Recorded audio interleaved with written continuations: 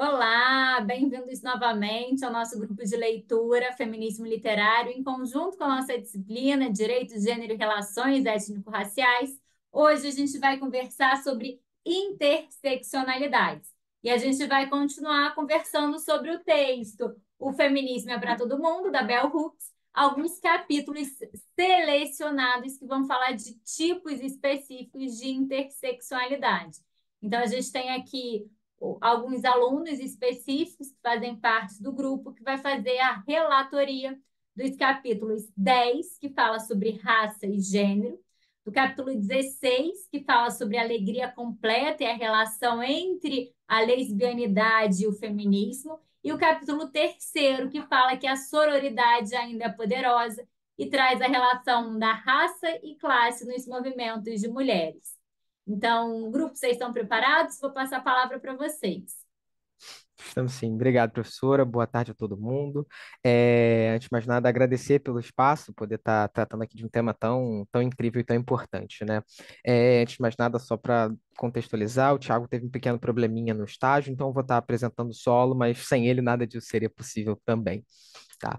Eu vou iniciar aqui, então, compartilhando a tela da nossa apresentação, só para a gente estar na mesma página. Só um momentinho, todo mundo consegue visualizar? Acho que agora foi. Agora foi, agora foi. Perfeito. Então vamos lá. A gente vai tratar sobre o livro O Feminismo é para Todo Mundo, Políticas Arrebatadoras, da Bell Hooks, né, feito por mim, Lucas Franco, pelo Tiago Machado, em conjunto com a professora Raíza, né? Bom, é, primeiramente a gente vai tratar de algumas questões, eu vou falar um pouquinho sobre a autora e sobre o livro específico que a gente vai tratar. Os três capítulos que a gente vai tratar, que no caso são o capítulo 3, A Sororidade Ainda é Poderosa, o capítulo 10, Raça e Gênero, e o capítulo 16, Alegria Completa, Lesbianidade e Feminismo. Por fim, a gente vai apresentar uma pequena conclusão e alguns questionamentos finais para a gente poder debater o tema também, né? Bom, primeiramente, quem foi Bell Hooks? Bell Hooks, de nome de batismo Gloria Jean Watkins, nasceu em 1952 em Kentucky, nos Estados Unidos, e veio a falecer em 2021, infelizmente, né? Aos 62 anos, 79 anos, enfim. Formou-se em Wisconsin, Madison, apesar de dela ter frequentado Stanford por algum bom momento, e foi principalmente movida pela falta de interesse em questões raciais e de gênero, que ela publicou o seu primeiro livro em 1978, que é o Ain't I a Woman, né? Traduzindo, Eu Não Sou uma Mulher. Bom, dentre essas obras, ela tem algumas obras mais famosas, que seria essa, a Ain't I a Woman, Black Woman and Feminism, Eu Não Sou uma Mulher, Mulheres Negras e Feminismo, All About Love, que foi um dos grandes propulsores da carreira da Bell Hooks, né, que fala tudo sobre amor e novas perspectivas, e o livro que a gente vai tratar hoje, né, O Feminismo é para Todo Mundo, Políticas Arrebatadoras. Bom, o livro em si, ele é de 1900 perdão, ele é de 2018. O primeiro livro dela foi de 78, aquele teve, e é o outro livro de 99.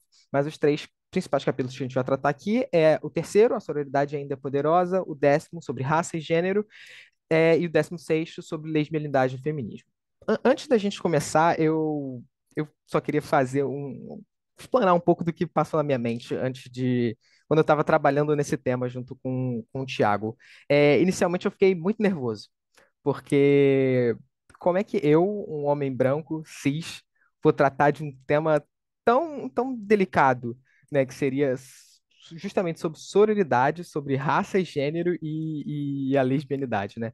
Eu fiquei um pouco nervoso, inicialmente, mas eu acredito que, assim como a Bell Hooks disse, o feminismo é para todo mundo, então eu acredito que eu possa me encaixar de certa forma e aproveitar o espaço que eu tenho para poder, enfim, trazer um pouco da autora para a nossa discussão do dia a dia.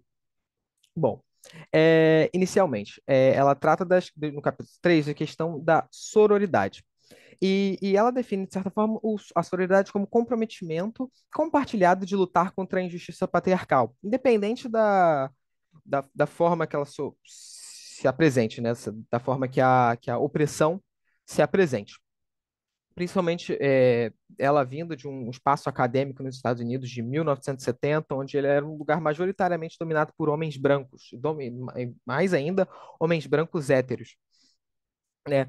Então, a ideia da sororidade é justamente criar uma base para a solidariedade entre as mulheres. E uma figura central nesse primeiro capítulo que a Bell Hooks trata é a questão da professora de inglês branca dela, né? Que influenciou ela a ir para Stanford também e fez uma questão de experimento, essencialmente, de pegar textos, poemas, sem o nome do autor e botar para a turma descobrir se ele teria sido feito por uma mulher ou por um homem. E essa questão, ela impactou muito a Bell Hooks, porque a grande parte da turma acreditava, datava aqueles livros a homens, né? De certa forma, atribuindo que as mulheres não teriam capacidade de fazer aquela questão. Então, nesse sentido, ela criou aquele primeiro livro, Eu Não Sou uma Mulher, justamente para rebater algumas dessas questões, né? Ela ainda começa já a pautar durante o livro a questão dessa interseccionalidade, principalmente no que tange é, a questão do patriarcado e a questão com raça. Ela fala também que as mulheres teriam um problema chamado de um inimigo interno, que seria um sexismo interior que elas trariam, né?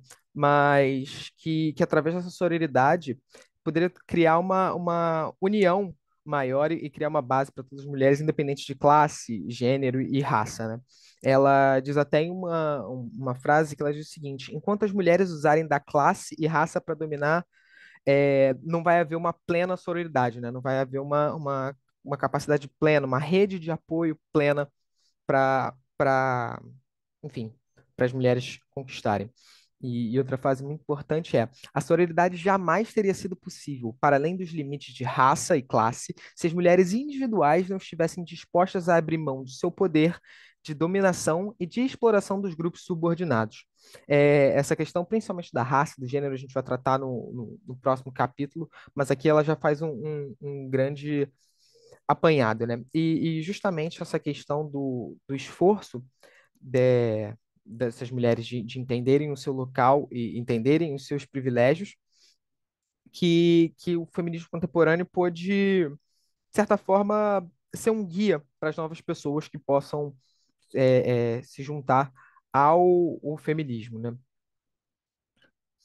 É, já no que ela traz a questão da raça e do gênero, mas puxando já para o capítulo 10, é, Aí, Lucas, eu vou, antes de diga, você entrar claro. no próximo capítulo, eu acho que vou trazer aqui uns pontos para a gente refletir com relação à questão da sororidade. Porque sororidade é um termo que nem todo mundo sabe o que é, nem todo mundo já escutou falar.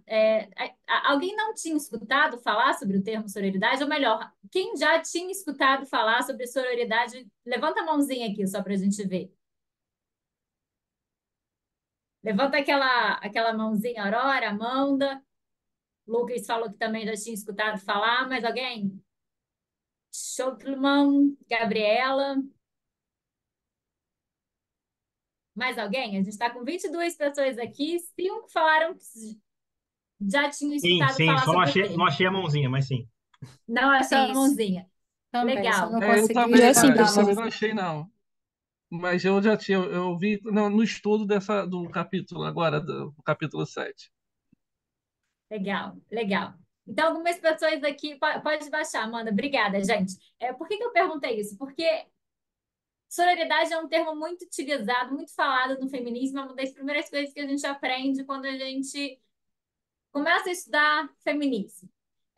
Mas não é algo que é falado para. Não é algo que é conhecido entre todo mundo, entre todos. Existe algo dentro do meio das mulheres que provavelmente todo mundo já viu, percebeu, sentiu, que é a ideia da rivalidade feminina. Como é que as mulheres elas se encaram como rivais? Como é que as mulheres elas olham umas para as outras com um olhar de inveja, com um olhar de ódio, com um olhar de raiva, desejando, cobiçando ou menosprezando a outra mulher pelo seu corpo, pela sua forma de vestir, pelo jeito que ela se porta. Porque a gente, dentro de uma sociedade patriarcal, a gente é ensinada a competir. Então, a competição feminina é algo muito forte. E se a gente não está estudando o feminismo ou entendendo as práticas feministas, isso fica muito forte dentro da vida das mulheres. A sororidade, ela existe justamente como um ponto de rebater essa rivalidade feminina.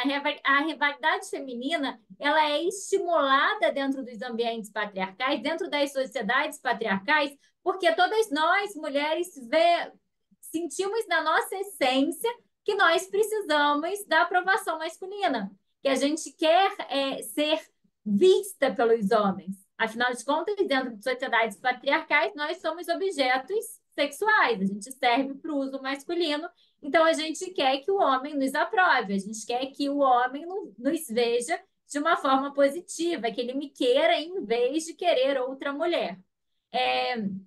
E o feminismo, que a Bell Hooks ela vem dizer aqui para a gente, é que o feminismo, o pensamento feminista, nos ajudou a desaprender esse auto-ódio feminino que é pregado desde a infância e permitiu que a gente se libertasse desse pensamento patriarcal sobre a nossa consciência.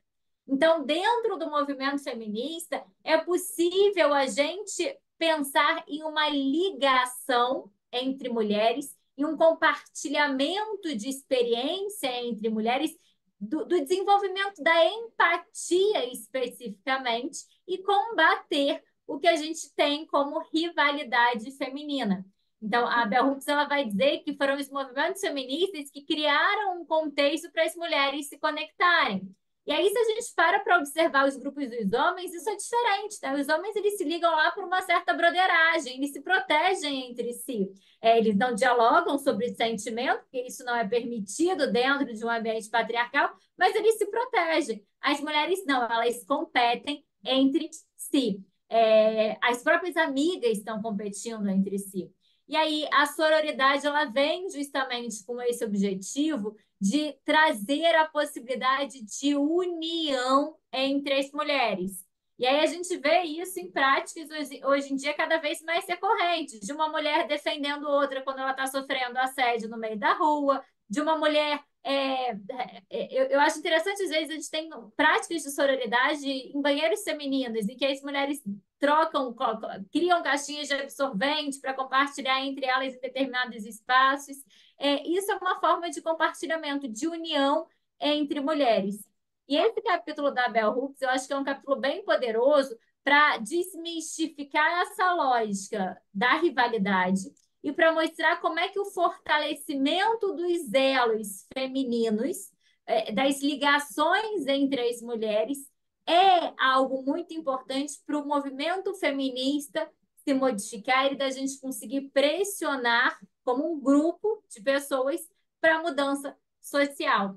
Então, Se eu quando a gente. puder, desculpa, se eu Lógico, puder adicionar também, ela acaba desmistificando também a própria palavra sororidade, né? Porque eu falo por mim também, as primeiras vezes que eu ouvi sobre sororidade, e acredito que muitas pessoas sejam assim, eu via a palavra sororidade como quase uma palavra mágica, um feitiço, que era a sororidade, sem saber que o conceito não é, a questão da sororidade, o intuito, não é nada de outro mundo, não é nada extremamente complicado.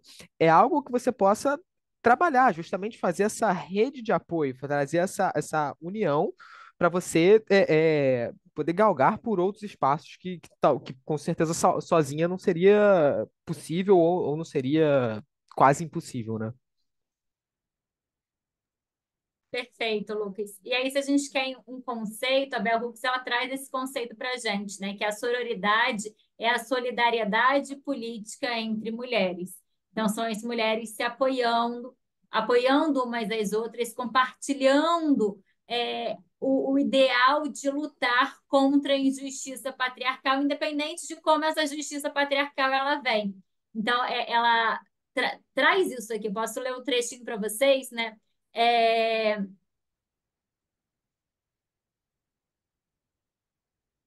as ativistas feministas que tornaram as mudanças possíveis se importavam com o bem-estar de todas as mulheres.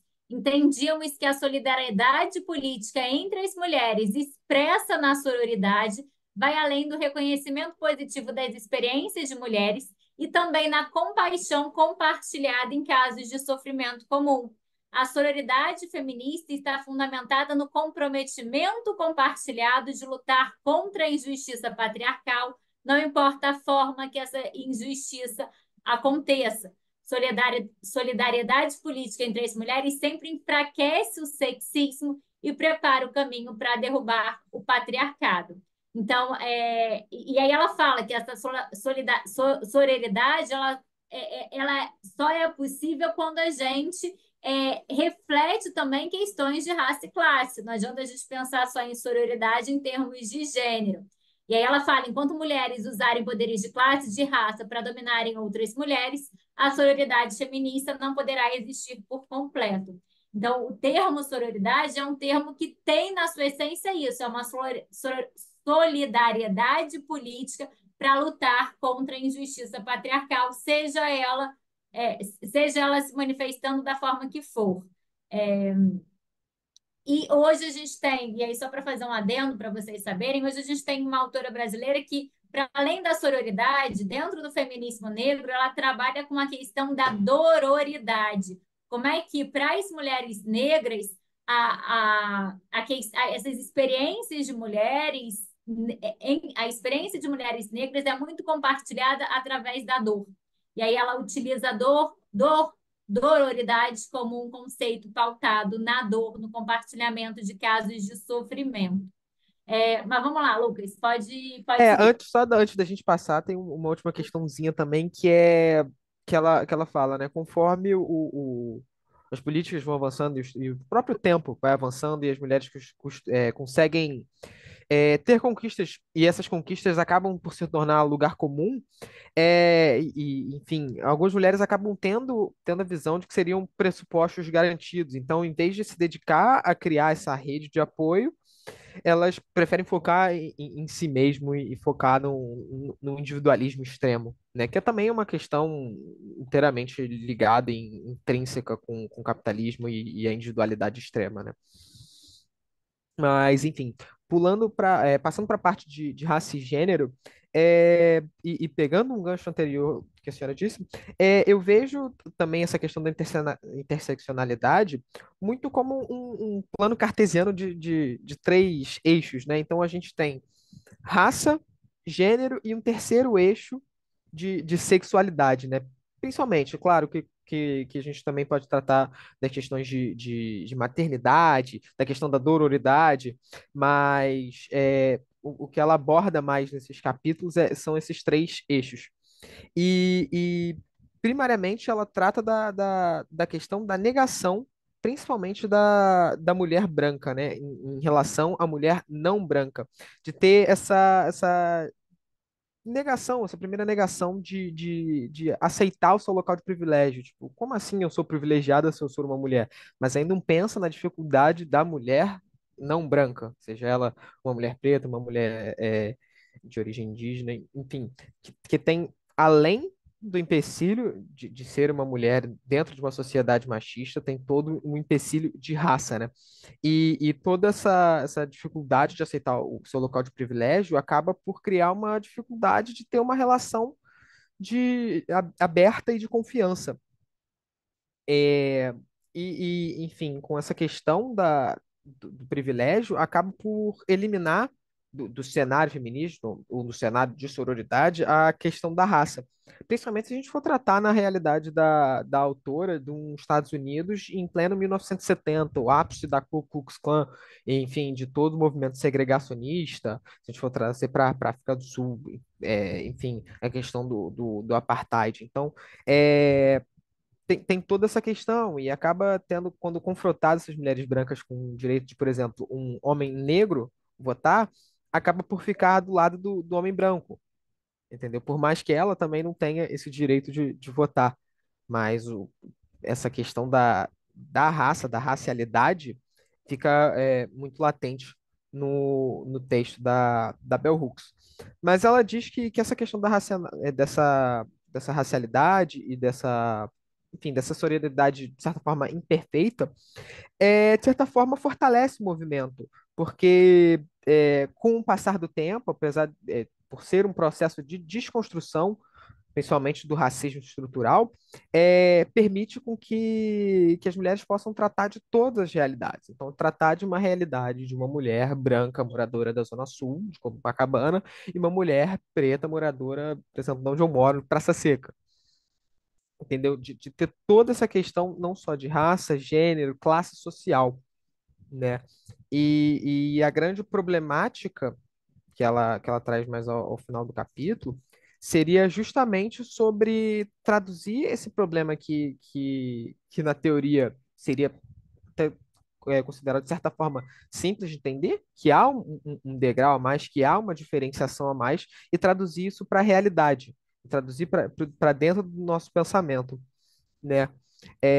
Até porque tem diversas formas que isso se demonstra na realidade, principalmente quando a gente vê certos comportamentos sendo expressados por mulheres e garotas não brancas, elas são mais vitimizadas pelo sexismo. Então, se uma mulher não branca, ou por exemplo, uma mulher preta, ela demonstra mais o seu corpo, quer utilizar o seu corpo como forma de expressão, ela acaba sendo muito mais atacada pelo sexismo, não só dos homens, quanto até um sexismo vindo de mulheres e dessa questão não desconstruída ainda do pensamento, do que se fosse uma mulher branca utilizando esse corpo da mesma forma. Bom, ela traz uma fala que eu acho poderosa, que é o seguinte: a visão utópica de sororidade evocada em um movimento feminista que inicialmente não considerava diferença racial ou a luta antirracismo séria, não captou o pensamento da maioria das mulheres negras e não brancas. Então, é justamente isso, trazendo a ideia de sororidade e pegar essa sororidade como ser um critério basilar. A partir da sororidade, a gente consegue construir uma ideia de feminismo, principalmente de uma ideia de feminismo não branca, né?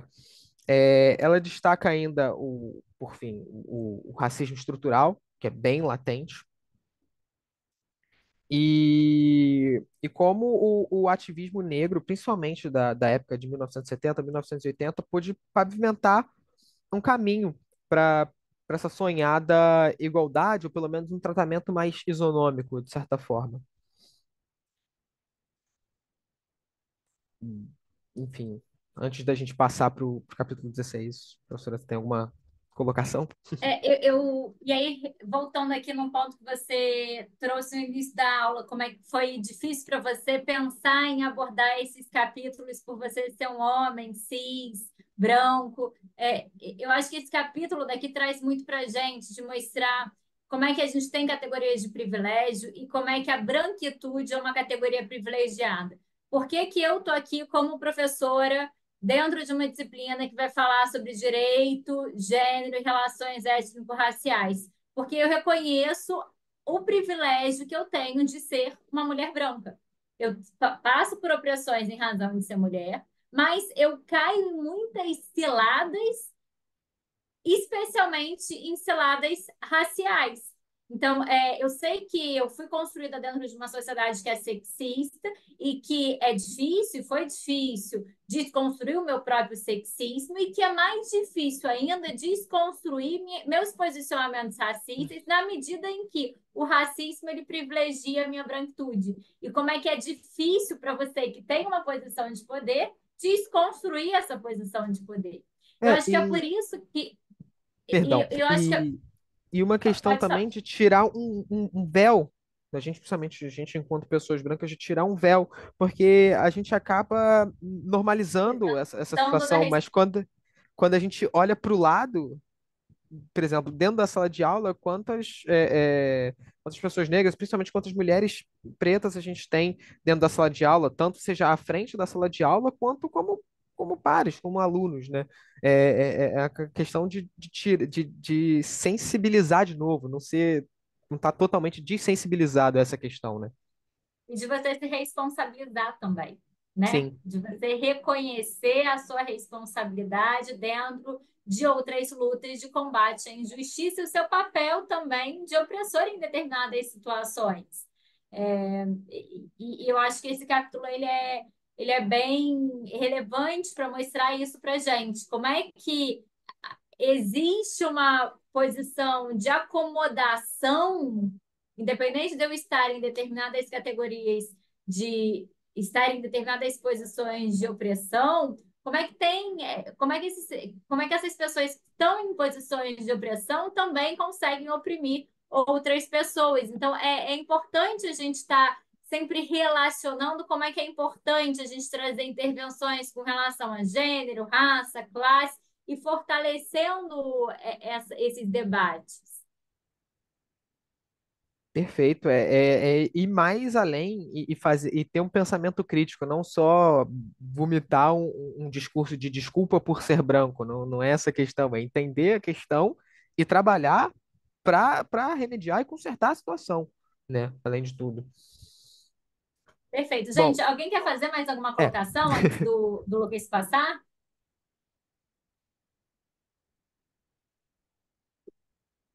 não, não, ok. Pode seguir? Vamos Então lá. vamos lá.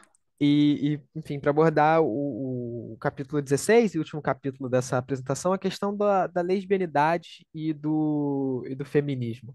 Eu tava brincando com o Thiago durante a construção do trabalho que faltou só eu ser hétero para gabaritar e eu estar completamente fora do local de fala.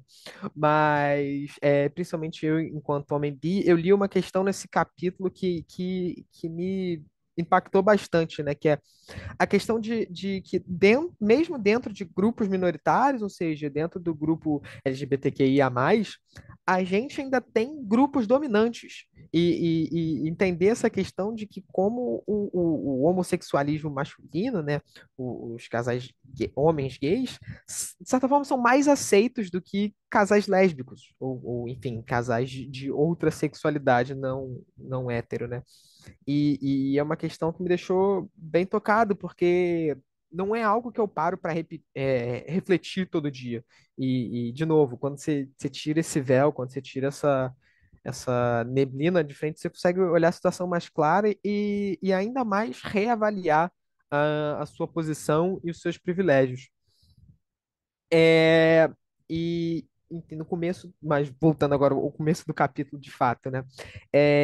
A Bell Hooks, ela, a todo momento nesse capítulo, ela exalta a coragem das mulheres, e principalmente das mulheres não brancas lésbicas, que estão, tipo, sofrendo de todos os lados possíveis e imagináveis, mas que mesmo assim buscam essa coragem para não caírem num lugar comum e trabalharem em prol de uma sociedade onde outras mulheres possam ser mais aceitas, né? E traz isso também com a questão o próprio fato em grande parte, as mulheres não héteros já serem engajadas com políticas, principalmente políticas de esquerda, justamente por já ter essa questão de não conformidade com a sociedade, com essa não conformidade da lógica patriarcal de você ser uma mulher, você casar com um homem, você ter filhos e você ser a responsável única e exclusivamente pela casa enquanto você tem um marido provedor. Isso foi melhor abordado pelo grupo do capítulo 7, mas essa questão é de suma importância, né? E que através dessas questões de experiência pessoal e de escolha, de você ter esse aspecto de perceber, olha, esse lugar que eu tô não é o que eu quero estar, essas mulheres não hétero acabam tendo essa tendência de políticas mais à esquerda, é, apesar do que ela fala que você ser uma mulher não hétero não quer dizer que você é uma feminista ou que você é uma pessoa de esquerda, você nasce assim, não é essa a questão. É que você acaba tendendo para esse lado de certa forma, justamente por não ser conformista com a sociedade atual. Ela até, de certa forma, faz um meia-culpa nesse capítulo, porque ela diz que ela foi bastante criticada, principalmente pelas mulheres lésbicas, principalmente mulheres lésbicas pretas, que ela não tratou desse assunto no primeiro livro. Mas ela, essencialmente, diz que ela não estava pronta e nem tinha a capacidade de avaliar aquilo naquele momento, mas que é de suma importância a gente entender essa questão, ter esse autorreconhecimento também e valorizar principalmente o legado dessas mulheres que lutaram tanto, né? Tem uma frase incrível que eu gostei também, que é: se qualquer mulher sentir que precisa de qualquer coisa além de si para legitimar e validar a sua existência, ela já estará abrindo mão do seu poder de autodefinir de seu protagonismo. Então, é justamente a questão que a professora falou lá no capítulo, referente ao capítulo 3 no começo dessa apresentação, de ter que se submeter, estar numa posição subalterna ao patriarcado e ter essa questão da rivalidade feminina para poder sobrepujar e pisando em cima de outras mulheres para poder falar, ah, não, agora eu valho alguma coisa e validar isso diante aos homens, falar, por favor, diga que eu valho algo. Essa é a questão que a Bell Hooks tenta desconstruir com esse texto, com a ideia de sororidade, de que, de certa forma, você se basta e que você precisa de você para você trazer esse protagonismo e se autodefinir, né? É claro que a gente não pode trazer isso e tratar isso de uma forma simplesmente utópica e falar, não, seja você mesmo, o seu âmbito de mudança e tudo vai dar certo, né? A gente tem que principalmente ela fala com a sororidade, a questão de organizar essa luta. Se a gente for trazer principalmente para os movimentos, assim, é muito difícil você trocar, mudar toda uma sociedade sozinha e pautada nesse individualismo extremo de fazer tudo sou eu, tudo depende sou eu. Se a questão dá certo, fui eu, e se não, se a questão dá certo, foi o sistema, foi a sociedade que me botou lá, e se a luta deu errado, eu fui o problema. Né? A gente tem que entender o nosso local tanto nessa questão social e principalmente num cenário capitalista que a gente vive, principalmente num cenário até de certa forma pós-capitalista, né? Como esse capitalismo financeiro, como essa questão de individualidade acaba amassando a gente, acaba destroçando a gente e cegando a gente para o que realmente importa, que é a organização e a questão da união principalmente, né? Enfim, tem uma outra frase muito boa que ela traz no texto, que é o seguinte: em vários casos, decorre do fato delas terem uma aprendizagem experiencial sobre o que significa ser explorada e oprimida por não estar em conformidade com os padrões convencionais, né? Trazendo aquela ideia do porquê, de certa forma, as mulheres não héteros já estão mais suscetíveis, se assim a gente pode dizer, a essa questão da luta, né? Bom, e por fim, antes, só para concluir, fazer um pequeno amarrado e a gente poder discutir com mais liberdade, gostaria de ressaltar também esse caráter mais progressista e educador da Bell Hooks, né? Dela entender que, principalmente por ela ser uma mulher que teve acesso a uma educação formal, ela pode, de certa forma, trazer esse conhecimento e essa praxis, esse modo, de certa forma, de fazer para pessoas que talvez não tenham acesso a essa questão. Eu gostei muito de ler o texto de Bell Hooks porque é um texto muito simples e descomplicado. Então, se eu pego esse texto e mostro para alguém que talvez não tenha uma formação é, já de graduação, a nível graduação, eu acredito que essa pessoa conseguiria entender as ideias da Bell Hooks e tratar dessa questão. Não é um texto que foca no academicismo, nessa questão elitista e mais rebuscada. Eu gostei principalmente dessa questão do texto ser simples e fácil de ler. Eu, particularmente, tenho muita dificuldade com leitura, mas esse foi um texto que eu li de cabo a rabo e adorei, essencialmente, né? Mais uma vez, obrigado pelo espaço de poder estar falando aqui. Desculpa qualquer besteira que eu tenha dito. Lucas, muito bom, muito boa a sua relatoria. Eu gosto muito também da leitura da Bell Hooks e acho que eu já confessei para vocês que foi justamente o texto da Bell Hooks que me fez escrever o meu livro sobre feminismo. Eu vejo muita necessidade da gente levar o conhecimento feminista para todo mundo, expandir o conhecimento feminista, e tem algo que a Bell Hooks fala que me toca muito, que Não é o fato de eu ser mulher que vai me tornar feminista. Ninguém nasce feminista. A gente precisa de uma educação feminista. A gente precisa aprender o que é o feminismo. Assim É, como ninguém nasce machista, a gente aprende dentro da sociedade como a gente vai agir de forma sexista. A gente teve é um isso, a gente consegue aprendizado ver isso social. também do que o outro colega tinha dito, da influência de Paulo Freire também, de trazer essa educação libertadora, né? Da gente poder entender que do jeito que tá, não tá legal, então vamos buscar algo que seja interessante, ou mais interessante possível para todo mundo, né? Exato, exato. E aí, o meu objetivo com a seleção desses textos foi a gente analisar como é que estar dentro de determinadas categorias sociais também não nos torna isentos de sermos mais inclinados a resistir ou sermos mais inclinados a não oprimir outros grupos sociais também. Então, isso a gente precisa estar muito atento. Não é o fato de eu ser. E aí, Bell Hooks, ela fala isso, não é o fato de eu ser mulher que vai me tornar feminista, não é o fato de eu ser feminista que eu vou me tornar lésbica, não é o fato de eu ter um posicionamento político que vai me fazer me tornar feminista também. Então, como é que é importante essa educação feminista o tempo todo, inclusive nesses atravessamentos que a intersexualidade, que essas categorias da intersexualidade traz para a gente, atravessa a gente.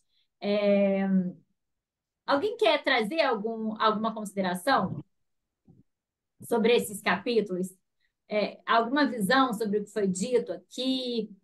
Querem acrescentar alguma coisa? Vocês estão muito mudos. Queria, queria só complementar não, né? Na verdade, comentar, fazer um comentário pessoal, que essa questão da sororidade, você perguntou quem teve contato já, né? E eu senti isso muito quando minha esposa ficou grávida, assim, né? Na união das mulheres, algumas amigas estavam ao mesmo tempo, né? E outras a gente conheceu por causa da gravidez, então criou-se uma rede de apoio, né? E como essas amigas e outras amigas têm várias redes de apoio para outros temas, seja a questão de educação dos filhos e como isso, de certa forma, até me influenciou um pouco, eu, o Léo, outros pais que são da minha convivência, assim, a criar um vínculo, assim, que eu acredito que seja um vínculo mais típico, assim, do feminino mesmo, né? De ter, enfim, essa troca, né? Essa coisa que você tinha falado de a gente não se abrir sentimentalmente, né? Então, a gente tem muito a aprender, né? A maternidade faz essa rede de apoio ser muito importante, né? Ser É, necessária, porque na sim, paternidade a mulher tende a se isolar e você não tem uma rede de apoio, né? sim. Bom exemplo, Vitor, e Só, bom só, compartilhamento de experiência. tá, só mais um tópicozinho, só para uma correção lá da apresentação que a gente fez anteriormente. Acho que não sei se cabe colocar aqui, porque é outra gravação, né? Não, pode falar. Que é em relação, a gente tinha falado sobre pirâmide, mas no texto eu encontrei tá como pirâmide econômica mesmo, né? É, Atravessado por vários vetores, recai na base da pirâmide econômica. Então, acho que foi nesse sentido aí que. E aí, em outro texto, até tem uns diagramas, né? Falando sobre interseccionalidade como diagramas. Aí, num lado ela bota classe, outro ela bota gênero, raça e até mesmo sulista. Não é nem a Hooks, é uma outra autora que também vive lá no sul dos Estados Unidos, né? E ela coloca como um dos vetores aí que agravam a situação, ser sulista nos Estados Unidos. Tá?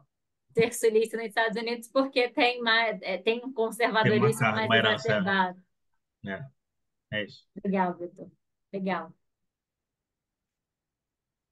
Então, ok, vou passar para a nossa próxima apresentação.